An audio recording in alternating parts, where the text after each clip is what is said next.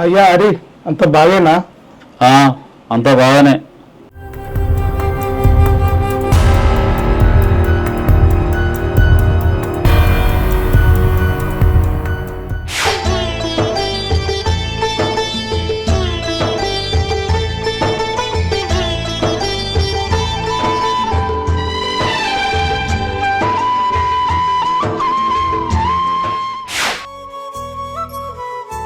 సరేనాయనా, మొన్న బుజ్జితోటి ఏమో అన్నమాట కదా, బుజ్జి బాధపడతాను, ఏమన్నా లొల్లిగిట్లా పెట్టుకున్నారు అయింది. ఏమైనా ఉంటే చెప్పు బిడ్డ, నాకు మీరు తప్ప నాకు ఎవరున్నారు చెప్పు. కొడుకైనా నువ్వే, అల్లుడైనా నువ్వే కదా. ఏంది బిడ్డ అంతా?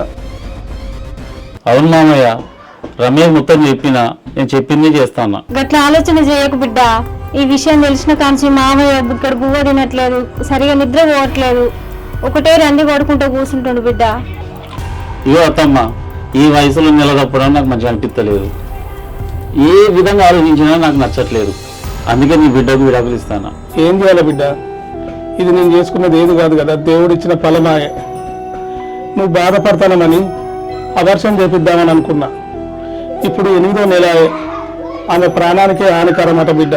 కొంచెం అర్థం చేసుకో బిడ్డ. అన్నిటికన్నీ మీరు చేసుకొని ఇప్పుడు ఏం చేయలేమంటే ఏం చేస్తారు? నీ నిర్ణయం మీది, నా నిర్ణయం నాది.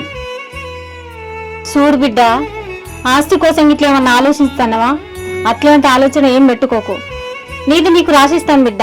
ఏమి ఇస్తారు ఆస్తి?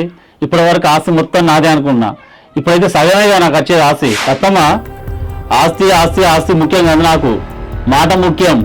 ఇంతకు ముందు ఊళ్ళకెళ్ళి పోతా ఉంటే వీరేంద్ర హరిగాడు అని ఒక రెస్పెక్ట్ ఉండే, ఇప్పుడు నన్ను పిచ్చోళ్ళ ఊతాళ్ళు.